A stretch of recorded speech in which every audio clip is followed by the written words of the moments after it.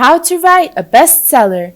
Writing a novel requires that you pay attention to the many elements of a book that factor into whether or not it is an excellent read. Great writing advice will help you to finish and take further steps to publication when your book is complete. Number 1. Always put the story first. Writing a novel most often involves a fair amount of research. Think of John Graham's legal thrillers. For example, specialist knowledge of legal procedure is not something every author possesses.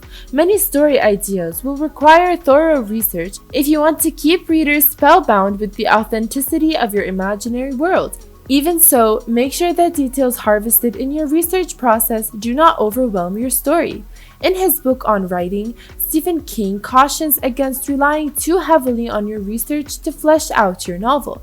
You may be entranced with what you're learning about flesh-eating bacteria, the sewer system of New York, or the IQ potential of collie pups, but your readers are probably going to care a lot more about your characters and your story. Number 2, go beyond the 5 senses. Most writers know enough to put into sensation beyond sight and sound. It's always great to read about a character who takes note of the hot metal and oil aroma that lingers over the rails after a fast train has passed, or the weight of a new tweed coat on his shoulders. Agents and editors love the 5 senses, but they want and expect more. They want physical business that deepens not just your setting, but your characterizations. Here's the key. The best authors use body language in their narratives. Odd thing is, no one has ever once heard an agent or editor comment on any author's use of body language, and that's because it goes by so smoothly it's almost unnoticed, yet it absolutely gives texture and depth to your work. When it's missing, fiction feels flat. Number 3, make sure you have a plan for your novel to guide you. Have you ever felt that a book could have a good edit or feel like the author wandered from scene to scene without any satisfying connecting thread? This often results of not having a clear enough idea of what your book is trying to say or how you intend to say it. There should, of course, be a degree of freedom in writing a book, as you let the characters and situations you invent play out their own inner logic.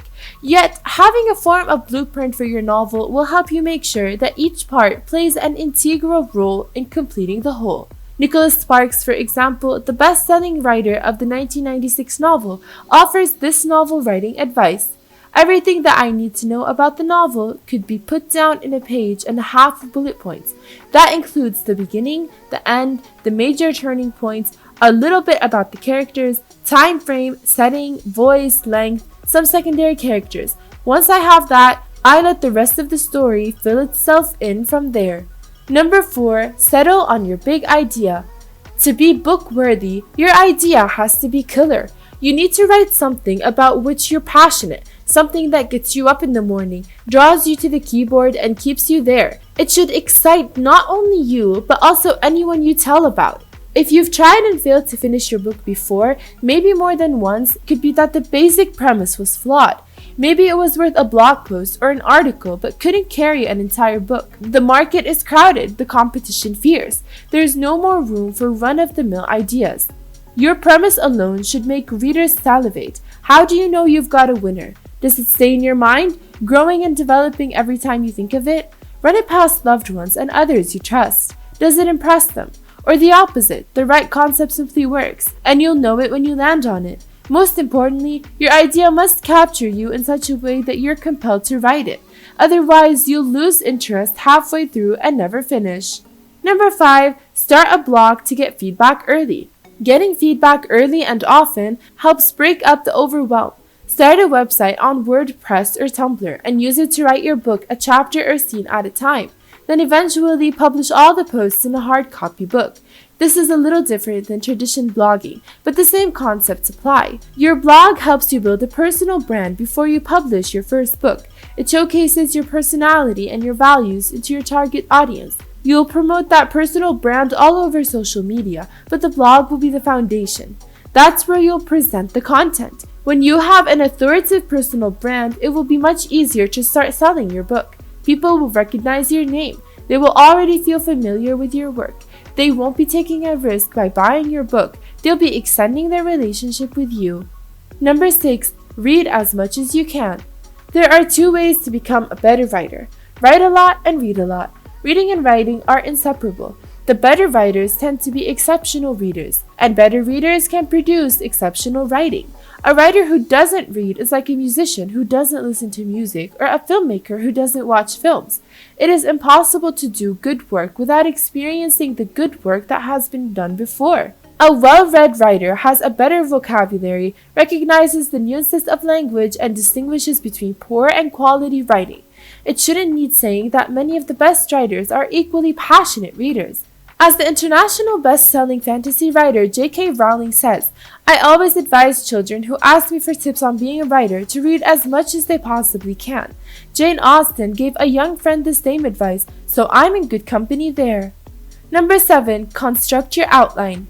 Outlining is similar in many ways to a first draft. If you spend time planning the book, you will have already written at least one rough draft before you start on the manuscript. You will also be able to write more quickly because you have a plan.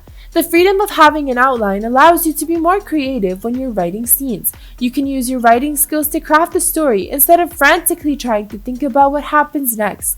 By thinking everything through and planning your story, you're stimulating the creative process. Even if you write the first draft without referring to your outline, you will have a head start with your story. You will also be able to thread ideas through the story and to foreshadow more effectively. You can't foreshadow if you don't know what's going to happen next. Number 8. Establish a deadline. Deadlines help turn goals into accomplishments. Knowingly, it's important to set a deadline when writing a book, because without a deadline, the goal is just a dream. You can easily put yourself under stress and pressure when you've got a lot of writing assignments. Effective time management skills will definitely help. If you're writing your first book, you probably don't have a contract yet. To ensure you finish your book, set your own deadline, then consider it sacred. Once you've got a sense of your final deadline, it's time to set realistic, smaller deadlines to move you toward the goal. Set daily or weekly writing goals that move you ahead. Writers often work with a goal to write 500 to 750 words a day, or to complete a certain number of pages. If you do that, you will find the writing adding up fast. Number 9. Provide a unique and eye-catching book cover. A book cover creates the first impression on its potential readers. Therefore, a book cover design is one of the most important aspects of marketing a book. If the cover is not designed well, you will lose sales. So, one must consider a professional book cover designer for creating a book cover. Writer of a book don't write books, they write manuscripts. Designing a book cover is the process of getting an author's manuscript into the hands of a reader by materializing it and giving it a form. A successful book cover needs to make a reader feel the manuscript rather than tell about it.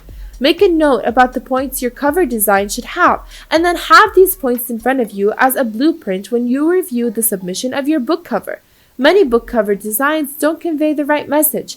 Books with creative graphics, eye-catching font style, and attractive covers gain more sales.